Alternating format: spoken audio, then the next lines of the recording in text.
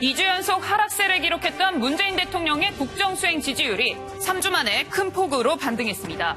조 전 장관이 스스로 사퇴를 결정하면서 이탈했던 중도층 지지세가 회복된 것으로 해석됩니다. 조 전 장관 사퇴 이후 문 대통령은 경제 행보를 강조하고 있습니다. 삼성, 현대차 방문에 이어 오늘은 경제장관 회의를 개최했는데요. 어제는 직접 법무차관과 검찰국장을 불러 검찰개혁이 시급하다고 강조했습니다. 조국 전 장관 사퇴로 이른바 포스트 조국 정국에 돌입한 가운데 민생경제와 검찰개혁으로 국정 동력을 회복하겠다는 의지로 해석됩니다. 김근희의 프레스콕, 반등에 나선 문 대통령입니다. 네, 조국 전 장관 사퇴 때문에 지지율이 급락했던 문재인 대통령의 국정수행 지지율 다시 좀 올라왔고요. 민주당의 지지율도 큰 폭으로 좀 올라갔습니다. 그래서 자유한국당의 지지율 격차가 벌어졌는데 김근희 기자, 어제 저희들이 조국 전 장관의 사퇴가 긍정적이냐 부정적이냐 그 여론조사를 저희들이 어제 다뤘잖아요.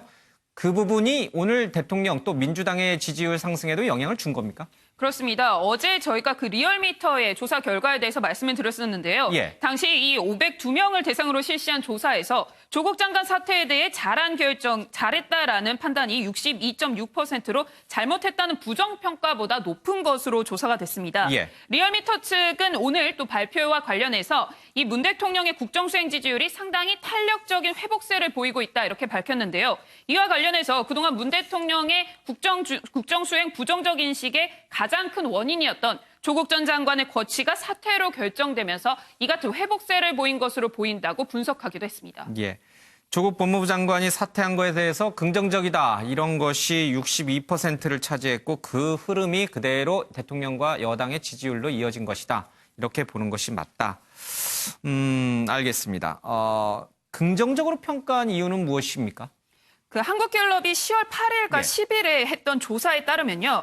이 대통령 직무 수행에 대해서 긍정적으로 답한 응답자들 중에 예. 13%가 외교 잘함, 또 13%가 검찰 개혁, 그다음에 8%가 북한과의 관계 개선을 꼽았습니다. 예. 이와 관련해서 이 북미 실무 협상 결렬로 문 대통령의 국정수행 지지 중에서 외교 잘함이라는 평가는 다소 떨어졌지만 조국 전 장관 수사와 관련해서 이 지지층 사이에서는 검찰개혁에 대한 필요성에 공감하는 여론이 높아지면서 이 부분에 있어서 문 대통령의 국정수행에 대한 긍정적인 평가로 이어졌다. 이런 해석들이 나왔고요. 예. 또 이 부정적인 평가와 관련해서는 당시 28%로 인사 문제가 1위였습니다. 그다음에 경제 민생 문제가 16%였는데 당시의 분석에 대해서 다시 한번 말씀드리자면 이 조국 전 장관으로 인해서 인사 문제에 대해서 부정적으로 인식하는 경우가 많았고 최근 문 대통령의 어떤 경제 행보들로 인해서 경제 민생에 따른 이 부정적인 평가는 다소 줄었다 이렇게 해석이 나왔었습니다. 그리고서 이제 오늘 다시 조사한 결과에 따르면 이 조 전 장관이 결국 사퇴를 결정하면서 다시 문 대통령에 대한 국정 지지율이 긍정적으로 올라갔다 이런 분석이 나오고 있습니다. 예. 대통령에 대해서 국정 수행에 대해서 부정적으로 생각하는 가장 큰 이유가 바로 인사 문제였는데 그 인사 문제의 핵심은 조국 전 장관이었고 그래서 조국 전 장관이 사퇴하니 그 부분은 일정 부분 좀 해소가 됐군요. 부정평가에서. 그렇습니다. 그러면 나머지 두 번째 이유가 바로 경제 민생 문제였다. 그래서 그런지 모르지만 이 경제 민생 문제에 문재인 대통령의 행보가 계속 집중되고 있어요. 네.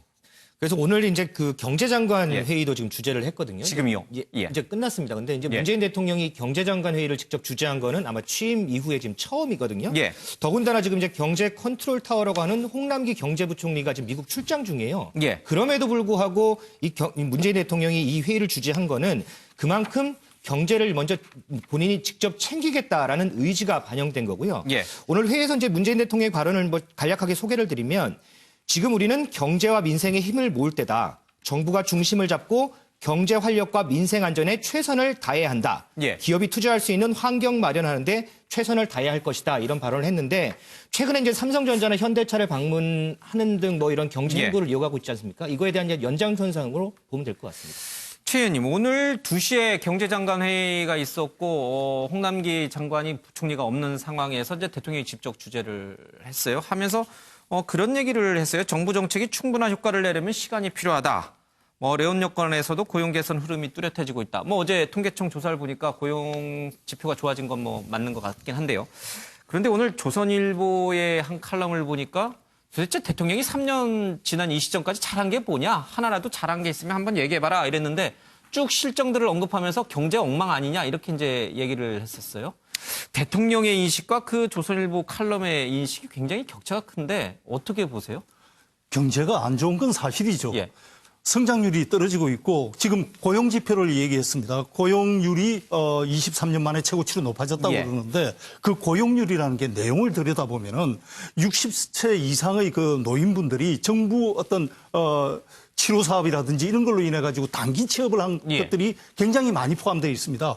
40대라든지 30대 이 제조업에서는 오히려 고용이 줄어들었거든요. 예. 그래서 안정적인 그 좋은 일자리는 줄어들고 정부가 만든 단기 일자리가 늘어났다는 이런 내용을 보면은 지금 고용 사정이 좋다고 절대 말하기 힘든 사정입니다. 예. 그래서 이제 대통령께서 이렇게 뭐 경제장관 회의를 소집을 한다든지 하는 것은 당연히 해야 될 일이고 저는 아주 잘하시는 행보다 이렇게 봅니다. 지금 예.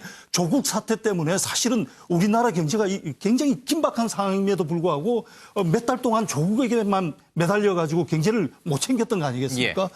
그래서 대통령부터 시작해서 이 경제 챙기는 모습을 보여주는 것 자체가 경제에 대한 관심 그리고 기업인들의 활력 이런 예. 것들을 불러일으킬 수 있기 때문에 저는 이런 데 대해서는 국면 전환용이라든지 이런 여러 가지 정치적 해석을 달기보다는 예. 이 자체로 바람직한 행보다 이렇게 정리하고 싶습니다. 의미를 부여해야 된다. 예.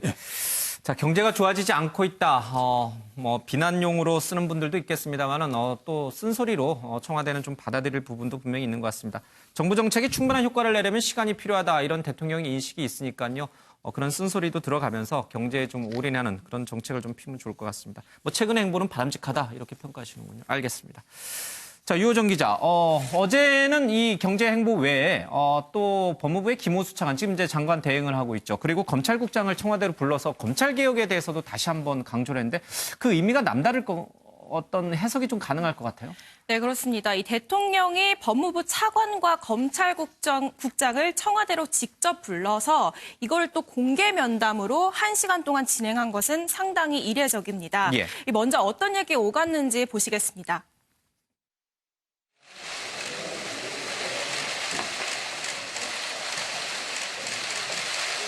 대검의 감찰 방안 또 법무부의 차지 감찰 방안들이 좀 실효적으로 작동할 수 있도록 그리고 활성화될 수 있도록 그래서 그것이 검찰 내에 어떤 아주 강력한 자기 정화 그 기능이 좀 될 수 있도록 하는 방안에 대해서도 좀 방안들을 잘 마련하셔서 준비가 되면 저에게 한번 직접 보고를 이렇게 해주시면 좋겠습니다. 네, 이 조 전 장관이 발표했던 검찰개혁 방안 중에 이 정부 의결이 필요한 사안은 늦어도 이번 달 안에 10월 안에 해결을 하고 예. 후임 법무장관 인선에 시간이 걸리니 추가 검찰개혁 방안은 직접 대통령에게 보고를 해달라 이런 요청이었습니다. 즉 검찰개혁의 속도를 내달라 검찰개혁을 대통령이 직접 챙기겠다 이런 메시지로 풀이가 되는데요. 청와대 핵심 관계자도 이 검찰개혁을 대통령이 그만큼 중요한 문제로 생각을 하고 앞으로 더 챙기겠다는 의미가 담겼다 이렇게 설명을 했습니다. 예. 검찰 출신이기 때문에 오히려 대통령의 신임이 조금 약하지 않겠느냐라고 봤던 김호수 법무부 차관, 조국 전 장관과 함께 검찰 개혁을 잘 이끌었기 때문에 굉장히 잘했다. 대통령이 치하한다. 그런 말까지 했어요. 또 우리 차관이다. 이런 표현까지 쓴 걸 보면 아마 조국 전 장관이 자리를 비웠지만 힘을 실어줌으로써 검찰 개혁을 좀까지 좀 해달라 이런 부탁이 있었던 것 같습니다. 김근희 기자. 네. 어쨌든 대통령은 이렇게 경제는 경제대로 챙기고 또 검찰 개혁은 검찰 개혁대로 조 전 장관이 없지만 이제 챙기는 그런 모습을 보이면서 투트랙으로 가는 것 같아요. 질책이나 이런 거 개각이나 이런 부분은 생각하지 않고 있다는 뜻이에요. 달리 말하면. 그렇지만 당내에서 또 바깥에서는 자꾸만 누가 책임져야 된다는 얘기를 하고 있잖아요.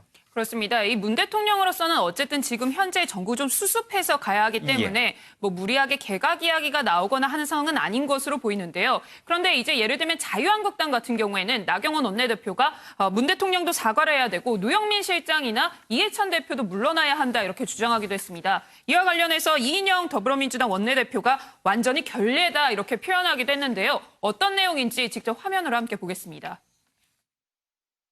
분명히 대통령께서는 사과를 하셔야 된다고 저희가 이야기했지만 아직까지도 그냥 어물쩍 넘어가고 있습니다.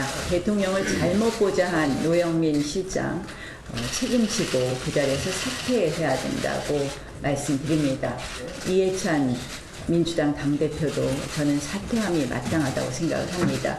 자유한국당이 이야기하는 건 뭐 더더욱 일고의 가치도 없고요. 남의 당의 대표를 물러나라 마라 이렇게 이야기하는 거는 비판은 할 수 있지만 거기까지 나오는 거는 완전히 결례다. 정치적 상례를 완전히 우주로 쏘아내는 거다. 네, 이와 관련해서 손혜원 의원도 자신의 SNS에서 그러면 박근혜 전 대통령 탄핵 당시에 자유한국당과 나경원 원내대표 본인의 입장은 기억하느냐며 사퇴한 장관 하나를 붙들고 너무 울거먹는다, 조심해라라고 맞서기도 했습니다. 예. 자, 당대표 그리고 청와대 비서실장 모두 물러나라, 책임지고 같이 동반 사퇴해라. 이제 이게 나경원 원내대표의 주장이군요. 그러면 민주당 손은 누가 키웁니까? 예. 어쨌든 간에 그러나 민주당 내에서도 이게 꼭 야당만의 주장은 아닌 것 같아요. 민주당 내에서도 뭐 당대표가 물러나는 것까지는 아니겠지만 그래도 누군가는 좀 책임 있는 자세를 보이는 태도가 필요하지 않느냐 이런 목소리는 나오잖아요. 그렇습니다. 사실 이제 민주당 내에서도 조국 장관 사태를 거치면서 침묵했다라고 해도 과언이 할 정도로 좀 조용했던 게 사실입니다. 그런데 이제 조국 전 장관이 사퇴를 하고 그 이후에 슬슬 이제 목소리가 나오기 시작하는데 이 삼선의 정성호 의원은 SNS를 통해서 이 책임을 통감하는 자가 단 한 명도 없다. 이게 우리 수준이다. 라면서 당내를 강하게 비판을 했고요. 이 박용진 의원도 낮은 자세로 진정성 있는 사과를 할 필요가 있다. 이렇게 밝혔습니다. 이렇게 뭐 정성호 의원이나 박용진 의원은 이제 겉으로 드러난 부분이 있지만 이 겉으로 드러나지 않은 여러 의원들 뭐 익명을 전제로 해서 이 대통령도 사과를 하는 마당에 당에서도 사과를 하고 책임질 일은 좀 책임지고 조치를 취해야 한다 이런 목소리도 많고요. 그렇지만 지금 뭐 당 핵심 인사들 뭐 이해찬 대표를 포함해서 당 핵심 인사들은 아직은 뭐 다른 입장을 내놓지는 않고 있습니다. 자칫 내부 총질이 있을 경우에 당이 더 혼란한 모습으로 빠질 수 있다. 그래서 가급적 당내 비판은 자제해달라. 아마 이게 이제 당 지도부의 뜻인 것 같긴 합니다. 어쨌든 이분들의 이 자성론 촉구 목소리는 오늘 조금 전에 전해드린 리얼미터 여론조사가 나오기 전이에요. 그렇죠? 그렇습니다. 당의 지지율도 갑자기 급등을 했고 대통령 지지율도 급등을 했어요. 자, 이 이후에 민주당 내부는 또 어떻게 바뀔지 뭐 그 부분도 저희들이 관심 갖고 좀 봐야 될 것 같아요. 그런데 만일 이 상태가 계속된다면 정말 내년 4월 총선 여당에게 불리한 쪽으로 갑니까? 여당 의원들은 그렇게 위기감을 느끼고 있나요? 네, 그렇습니다. 일단 중도층 그 전까지의 여론조사만 보면 중도층의 민심이 떠났고 이 당 지지율이 하락한 것이 사실입니다. 그렇기 때문에 모르는 척할 수 없다는 건데요. 한 익명을 요구한 한 의원은 이 청와대를 지켜주느라 당이 더 적극적으로 나선 측면이 있는데 결국 청와대가 이건 책임을 져야 한다. 뭐 이런 얘기도 있고요. 총선 공천을 앞두고 있어 목소리를 낼 용기가 없는 거 아니냐. 뭐 이런 얘기도 있습니다. 이 당내 비판 목소리를 의식한 것 같은데요. 지도부도 중요한 건 검찰 개혁이고 이런 일부 비판에 대해서 말씀하신 것처럼 내부 총질은 안 된다. 내부 분열로 이어질 수는 없다. 이런 얘기를 분명히 했습니다. 최 의원님, 오늘 지지율이 올라갔으니까 이런 자성론 목소리가 또 어떻게 쑥 가라앉을지는 잘 모르겠습니다만은 뭐 어떻게 보세요? 좀 누군가 책임져야 됩니까? 일단 비정상적인 상황 아니겠습니까? 조국 법무부 장관이 취임한 지 35일 만에 그만뒀다. 그리고 그 과정에서 엄청난 국론 분열이 있었다. 이것은 굉장히 비정상적인 상황이고 그러면 국정을 맡고 있는 여당의 입장에서 책임감을 느끼는 게 당연하죠. 그리고 그 본질적인 문제 뭐냐 하면은 공정과 정의라는 우리 사회의 가치가 흔들렸다는 이 부분에 대해서 저는 이 본질적인 부분에 대해서는 이해찬 대표가 됐든 누구가 됐든 이 우리 사회의 본질적인 가치가 흔들린 데 대해서 책임감을 느끼고 이것이 앞으로 바로 서기 위해서 우리가 어떤 조치를 취하겠다, 어떤 행동을 하겠다 이런 데 대해서는 입장 표명이 있었으면 좋겠다는 생각을 합니다. 다만 그런데 자유한국당이 주장하는 듯이 무슨 뭐 사퇴를 한다든지 이런 것들은 기본적으로 뭐 저는 정치 공세라고 보는데 지금 여당이 이 상황에서 서로 총질을 해서 분열을 한다든지 그것은 레임덕을 가속화시키는 뭐 빨리 당기는 문제이기도 하고 여당으로서는 도저히 뭐 용납할 수 없는 일이죠. 그래서 저는 뭐 자유한국당이 말하는 그 사태는 아니라 하더라도 다만 이 우리 사회의 가치에 대한 어떤 뭐 입장 표명 이 정도는 하고 넘어갔으면 더 좋았겠다 하는 생각을 합니다. 뭐 당내 일각에서는 노영민 비서실장 또 강기정 정무수석 또 나아가서는 이해찬 대표 뭐 심지어 이낙연 국무총리 얘기까지도 이제 책임론 얘기가 나오고 있는데 거기까지 가는 것은 조금 야당의 정치 공세일 가능성이 높다.